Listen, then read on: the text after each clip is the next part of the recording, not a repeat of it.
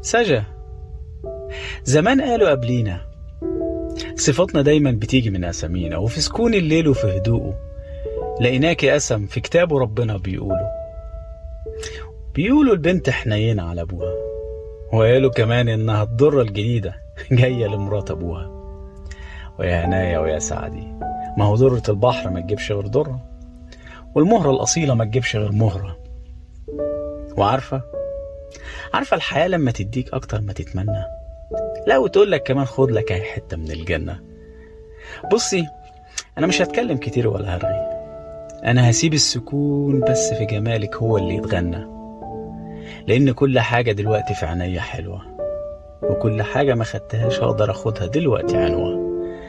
انت الدلع وانت الأمل، وهو كده خلاص عمري بيك اكتمل. ساجة، وصيت أخوكي مرة وهوصيه عليكي تاني، وهوصيك انت دلوقتي أولاني.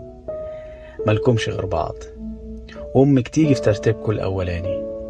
خليكي جامدة وحنينة ومش ضعيفة في الحقوق، وفي الشدة عادي ولا مبينة، وقوية دايما وقت اللزوم. عاوزك بنوتة مش راجل، بس بنوتة ب100 راجل. حب الحياة، عيش الحياة، وخلي إيمانك هو اللي ينقشها. الدنيا حلوة بس بتقلب لما حد يجي ينكشها. خليكي أمل لناس تانية وسند للي حواليكي.